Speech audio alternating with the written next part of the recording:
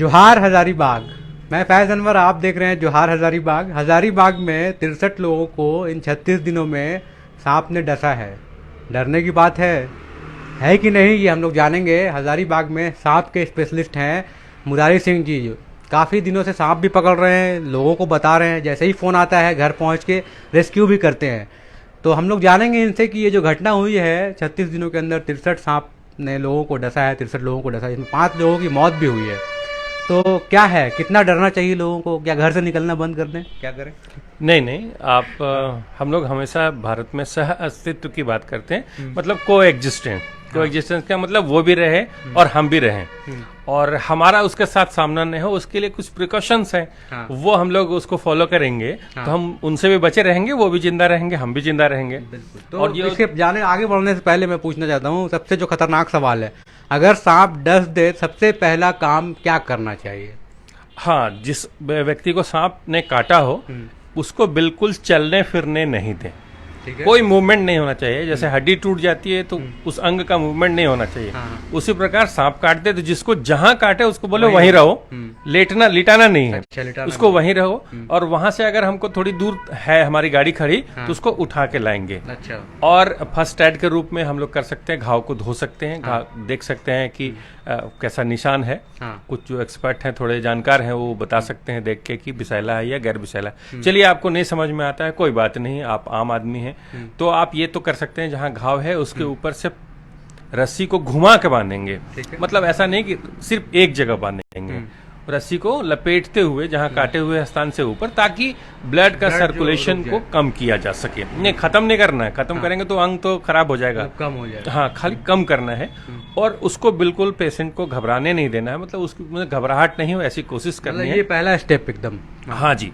और उसके बाद उसको सीधे हॉस्पिटल ले जाना है। कहाँ ले जाएंगे? हजारीबाग में है तो कहाँ ले जाएंगे? अगर हजारीबाग टाउन के आसपास है तो आप सीधे सदर हॉस्पिटल आइए। अगर आप किसी प्रखंड में रहते हैं, दूरस्थ प्रखंड में, तो जो प्रखंड मुख्यालय में हॉस्पिटल है वहां सिर्फ पता कर लें कि वहां एवीएस है या नहीं। ये एवीएस क्या होता है? एवीएस हो गया एंटी वेनम सीरम, यानी सांप काटे की जो दवा है, जो सांप के विष से ही बनती है। अच्छा। तो वो दवा वहां है कि नहीं, जहां पर ये दवा उपलब्ध है इमीडिएट पेशेंट को वहां ले जाइए। तो ये दवा क्या सिर्फ सरकारी अस्पताल में मिलेगी कि बाहर भी मिलता है? ये बाहर में तो नहीं मिलता है। कुछ जो बड़े हॉस्पिटल्स हैं उसमें उपलब्ध हैं। और मेडिकल शॉप में ऐसे नॉर्मल नॉर्मल मेडिकल शॉप में नहीं मिलता है। ये फिर सदर हॉस्पिटल में अच्छा स्टॉक रहता है इसका। और चूंकि ये दवाई जो है, ऐसा नहीं है कि उसको आप कैरी कर सकते हैं। अच्छा। लेके घूम सकते हैं, घर में रख सकते हैं, ऐसा नहीं है। अच्छा। दरअसल इसको जो स्लाइन जिसको हम लोग कहते हैं, जो पानी चढ़ाया जाता है, उसके साथ इंजेक्ट किया जाता है। अच्छा।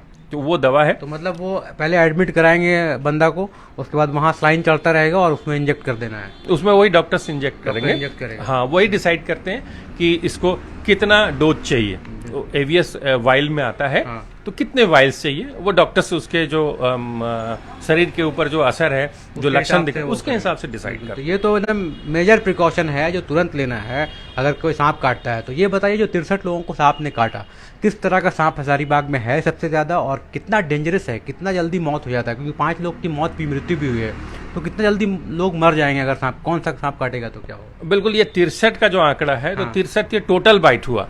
टोटल बाइट का मतलब हुआ कि पॉइजनस और नॉन पॉइजनस दोनों मिला के हुआ। तकरीबन हम लोग एक अंदाजा लगाते हैं कि तकरीबन 20% जो बाइट है वो हुआ विष वाला। अच्छा। तो 63 में 20% का मतलब 13-14 लोगों को विषधर ने काटा। मतलब उसमें भी लोग बच गए? हाँ, ऐसा तो हुआ होगा ना, जो विष भी काटा होगा फिर उन्होंने एवीएस लिया फिर बच गए, ऐसा भी हुआ होगा? हाँ, हुआ। सारे लोग सदर हॉस्पिटल नहीं पहुंचते हैं। हाँ। कुछ लोग रह जाते हैं अपने गांव में, जो टोना टोटका है और जो झाड़ फूक वाला इलाज है उसके चक्कर में रह जाते हैं, और वहीं पे पेशेंट की हालत खराब हो जाती है। और जब हालत खराब हो जाती है तो फिर हॉस्पिटल उसको लाते हैं। तो आप जितना जल्दी हो सके पेशेंट को, अगर 1-8 घंटे के अंदर आप हॉस्पिटल ले आते हैं तो बचने की संभावना आपको 100% है, लगभग बच जाता है। एक और सवाल, अगर पॉइजनस जो स्नेक है वो काटता है, सबसे विषैला हजारीबाग में कौन सा है और कितना टाइम देता है आपको हॉस्पिटल जाने का? आपको हॉस्पिटल जाने का कम से कम 1.5 घंटा जरूर मिलेगा। देखिए यहाँ पे सबसे ज्यादा जो बाइट है वो है रसेल वाइपर का, जिसको लोग गांव के लोग सियर चंदा, बिहार में बहिरा जारा, कुछ जगह में इसको घोनस भी बोलते हैं, तो उसी का बाइट है। अच्छा। और इसमें भी 1-1.5 घंटा आराम से समय मिलता है, तो 1.5 घंटे में अगर आप हॉस्पिटल पहुंच जाते हैं, आपका इलाज शुरू हो जाता है, तब आप बिल्कुल पेशेंट को बचाया जा सकता है। हाँ, दूसरा है कोबरा। तो कोबरा का बाइट का रेट जो है हजारीबाग में वो वाइपर के बाद आता है। अच्छा। रेट कम है उसका। कोबरा ज्यादा खतरनाक है? कोबरा है खतरनाक है। वैसे तो दुनिया के 5 खतरनाक सांपों में गिनती रसेल वाइपर की होती है। लेकिन कोबरा भी खतरनाक है, तो उसके बाइट कम है, तो वो भी आपको टाइम मिलता है, वो थोड़ा कम टाइम देगा इससे। अच्छा, रसेल वाइपर से कम? रसेल वाइपर से थोड़ा कम टाइम देगा, लेकिन अगर एक आध घंटे में आप पेशेंट को ला पाते हैं हॉस्पिटल तो बचाता है। और तीसरा एक जो खतरनाक सांप है हजारीबाग में, 3 ही सांप जो है जहरीले हैं, वो है करैत। करैत, अच्छा। और इससे बचने के लिए भी उपाय है। ये देखिए अक्सर सोते में काटता है। जो अच्छा। हम लोग मामले देख रहे हैं हजारीबाग जिले में, तो वो सोया हुआ था, उसको काट दिया, तो हम लोग पता करते हैं कि वो सोया हुआ था, कहाँ सोया हुआ था, मालूम पड़ा वो जमीन में सोया हुआ था। अच्छा। तो अभी बारिश शुरू हो चुकी है, बरसात शुरू हो गया है, निचले इलाकों में पानी भरता है, तो वो सांप हमारे घरों की ओर बढ़ते हैं, ऊपर की ओर बढ़ते हैं, और ऊपर में हमारे घर होते हैं, और जो जमीन में सो जाते हैं तो उसी को सबसे ज्यादा बाइट होता है करैत का। तो देखिए सबसे ज्यादा प्रिकॉशन उन्हें लेना है जो जमीन में सोते हैं, और खासकर अभी बरसात का टाइम में, क्योंकि 36 दिनों के अंदर ही ये सारा मामला आया है, तो कम से कम अभी अवॉइड करें जमीन में। लेकिन जिनके घर तो बेड नहीं है वो लोग क्या करेंगे, वो लोग तो खैर उसी में सोएंगे ही। हाँ, अगर बेड नहीं है तो सरकार की ओर से गरीबों को मच्छरदानी मिली हुई थी, जो ट्रीटेड मच्छरदानी थी। अगर वो है आपके पास, ठीक है, आप नहीं खरीद सकते हैं, लेकिन जो विभाग से मिला मच्छरदानी, तो कम से कम चारों तरफ से उसी को दबा दें मच्छरदानी में, तो सांप आपका नहीं घुस पाएगा। अभी ये 1-2 महीना तो प्रिकॉशन लेना पड़ेगा। बिल्कुल बिल्कुल, 2 महीना प्रिकॉशन से तो आप करैत से बच सकते हैं। और कितना डेंजरस होता है? करैत साइलेंट किलर है। अच्छा। ये बाइट करता है तो इसका असर जल्दी उभरता नहीं है, तो पता ही नहीं चलता है कांटा सांप ने। मैंने कांटा लगता है कुछ कोई बाइट हुआ है, कुछ दूसरा जीव का बाइट हुआ होगा, बहुत शार्प उसका टीथ होता है। अच्छा। तो लगता है लोगों को नहीं कुछ नहीं हुआ है, और 2-3 घंटे तो लक्षण ही नहीं उभरते। अच्छा। तो उसको लगता है कि अगर सांप ने काटा होता तो मेरे को 2 घंटे में बहुत कुछ हो जाता। बिल्कुल, कुछ होगा नहीं। वो साइलेंट किलर है, मैंने कहा वो धीरे धीरे उसका विष फैलता है। अच्छा। और तब तक पूरे शरीर में फैल जाता है, आप मुगालते में रहते हैं, और उसके बाद आप हॉस्पिटल पहुंचते हैं, तो फिर बचते हैं वो पूरे शरीर? नहीं, वो फैल जाने के बाद फिर बहुत मुश्किल है। शायद ही कोई ऊपर वाला हो बचाने वाला, ऊपर वाले की कृपा होगी तो बच सकते हैं। वही एक नॉन पॉइजनस बाइट में और पॉइजनस बाइट में फिर कैसे आइडेंटिफाई करेंगे, जब करैत का बाइट भी लग रहा है कुछ देर के बाद असर करता है? हाँ, ये देखिए कि बाइट जो होता है, जो पॉइजनस का, चाहे वो करैत हो या कोबरा हो या जिस गहमन हम लोग बोलते हैं, या वाइपर हो, तीनों के बाइट में जो निशान बनेंगे वो विषदंत के थोड़े गहरे निशान बनते हैं। अच्छा। और जो गैर पॉइजनस हैं उसके निशान नॉर्मल बनते हैं, नॉर्मल टिथ जो होते हैं उसके नॉर्मल निशान बनते हैं। अच्छा। मतलब मेरे कहने का मतलब जो विषदंत होते हैं वो नॉर्मल टीथ से 4-5 गुना बड़े होते हैं। अच्छा। तो बड़े होंगे तो मोटे भी होंगे, तो उसका जो निशान बनेगा वो निशान गहरा होगा। और जहां बाइट किया है सांप ने, अगर उस जगह को हम दोनों अंगूठे से वहां लगा के ऐसे दबाएंगे तो तेजी से खून निकलेगा, चूंकि गहरा घाव किया है। अच्छा। गहरा घुसा है विष वाले सांप। हाँ, विष वाले सांप में। और नॉर्मल जो सांप है अगर काटेगा उसको भी दबाएंगे तो अगर 8-10 निशान बने हुए हैं तो सबसे एक समान खून निकलेगा। अच्छा। तो ये तरीका है जानने का। हालांकि जिसके घर में होता है तो लोग घबरा जाते हैं, इन तरीकों को नहीं कर पाते, लेकिन हम लोग अगर देखते हैं तो हम लोग देख के बहुत कुछ अंदाजा लगाते हैं और डॉक्टर्स को बताते हैं। प्रिकॉशन तो वही है कि काटे तो सीधे सदर हॉस्पिटल लेके आना है, जितना जल्दी से जल्दी पहुंच सकते हैं, जितना जल्दी हो सके। और ये जो कितना दिन रहता है, मतलब सांप जो निकलने का जो टाइम होता है वो किस सीजन में रहता है सबसे ज्यादा, और कितना दिन तक वो रहेगा? अभी जो पहली बार जो बारिश होती है, अभी पहली बारिश हुई तो इस समय सबसे ज्यादा रहता है, फिर लास्ट में थोड़ा बढ़ेगा, बीच में थोड़ा कम हो जाएगा, अभी बीच में थोड़ा कम होगा, मतलब लास्ट टाइम में आएगा। हाँ, क्योंकि अभी ना अभी भोजन के चलते वो हम लोग ह्यूमन हैबिटेट की ओर भागते हैं। हम लोग के यहाँ रात में लाइट जलता है, लाइट में वो इंसेक्ट्स आते हैं अट्रैक्ट होके, उन इंसेक्ट्स को खाने के लिए मेढक आते हैं, और मेढक को खाने के लिए वो सांप पहुंच जाता है। तो ऐसे हमारे घरों तक आ जाता है। और उसके बाद जैसे जैसे बारिश बढ़ जाएगी तो उसके बाद जो ये मेढक वगैरह है वो पूरे इलाके में भर जाएंगे, तो उनको भोजन जहां तहां पूरा पर्याप्त मिलेगा, तो वो हमारी तरफ थोड़े कम आएंगे।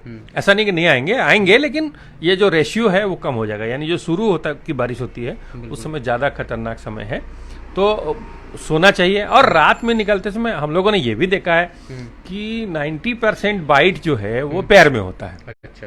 यानी कि हम निकल जाते हैं नंगे पांव, गांव में सबसे ज्यादा, गांव में वो नंगे पांव निकल गए, टॉयलेट लगा, बाहर की ओर गए और हाथ में टॉर्च नहीं है तो उसके ऊपर पांव पड़ गया। जनरली यही होता है। खेत में काम करने गए तो जूते नहीं है पैर में, ठीक है कि महंगे जूते नहीं, सस्ते जूते भी हैं, जो प्लास्टिक के भी जूते हैं, तो वो पहने आप। हाँ पहने, तो आप मतलब कम से कम ये 2 महीने।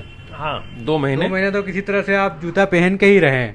हाँ जूता पहन के रहें। और जिधर की ओर आप जाते हैं, मान लीजिए आप रात में जा रहे हैं तो थोड़ा डंडा जो होता था गांव में, पुराना जो लोग डंडा लेके चलते थे, तो ये डंडा सिर्फ मारने के लिए नहीं होता था। जो डंडा जो जमीन पर रखते थे लोग, तो उससे ठक ठक की आवाज होती थी और सांप जो है वो वाइब्रेशन को महसूस करके वो अपना रास्ता बदल लेता था। अच्छा। लेकिन अब डंडा रखना देहाती कहलाना है। भैया अगर आपको जान बचानी है तो आप रात में, आपके पास लाइट नहीं है तो आप डंडा लेके चले, आप देहाती बने, बिल्कुल सांप से बचे रहोगे। वो जैसे हो आवाज करते चलोगे तो सांप अपना रास्ता बदल लेगा। बिल्कुल। और अभी जैसे सीजन जैसे ही स्टार्ट होता है शाम में, तो आपको भी तो कॉल आते होंगे, तो इस सीजन में भी कॉल आया होगा जहाँ जहाँ रेस्क्यू करने के लिए? बहुत ज्यादा कॉल्स आते हैं। आज सुबह ही ओकनी में अमरनाथ पाठक जी हैं, उन्हीं के घर में सांप आ गया था। हालांकि बेचैन सांप था, लेकिन लोग तो डर जाते हैं, लोग डरते हैं, तो बिल्कुल जाके आपको रेस्क्यू करना ही पड़ता है। हाँ रेस्क्यू कर देते हैं, तो उससे फायदा ये होता है कि एक तो उसकी जान बच गई और दूसरे उस घर वाले जो हैं, जो घर में अगर 4-5-7 मेंबर हैं, तो वो सभी उस सांप के बारे में जान जाते हैं। जब उसको ऐसे हम हाथ से उठा लेते हैं, नॉन पॉइजनस है और वो बाइट उसका करने का नहीं है, वो ज्यादा बाइट नहीं करता है, तो ऐसे करके उठा लिए, तो फिर उनमें भी वो थोड़ा अवेयरनेस आ जाता है कि नहीं नहीं ये सांप है, तो उसको मतलब यही है कि 3 जो बेसिक है पॉइजनस जो स्नेक्स है उससे बच के रहना है, कोबरा, करैत और एक रसल वाइपर, इन तीनों से बच के रहना। उसकी पहचान कैसे होगी ये भी बहुत इंपॉर्टेंट है। तो मुरारी जी के पास एक बुकलेट हुआ करता था, जब हम लोग मिलते थे मुरारी जी से तो एक बुकलेट लेके घूमते थे। उसमें 3 पेज का बुकलेट था जिसमें एक इन्फॉर्मेशन दिया होता था कि poisonous snake, non poison snake, सबका फोटो बना रहता था और क्या करना है। तो वो बुकलेट जब ये घूमते थे, तो अभी भी पता नहीं होगा इनके पास, तो हम लोग आगे करेंगे, हम अपने पेज पे भी हम लोग डालेंगे कि कौन सा पॉइजनस स्नेक है, कौन सा नॉन पॉइजनस स्नेक है, ताकि लोगों को ये जानकारी हो जाए कि कब सतर्क रहना है, कितना सतर्क रहना है, और अगर बचना है तो किस स्नेक से बचना है। लेकिन सबसे इम्पोर्टेंट बात है कि आपको ये भी जानना है, कोई भी स्नेक काटे हॉस्पिटल जरूर पहुंचिए। अगर आप आइडेंटिफाई नहीं कर पा रहे हैं तो कम से कम डॉक्टर तो ये देख के बता देगा, और नहीं बताएगा तो कम से कम इंजेक्शन आपको समय पे मिल जाएगा, और इंजेक्शन मिल जाएगा तो चाहे कितना भी पॉइजनस स्नेक हो आप बच सकते हैं। ऐसा है ना? हाँ बिल्कुल बिल्कुल। कई मामले आप हॉस्पिटल में हम लोग पहुंचते हैं, रसेल वाइपर का मामला आता है।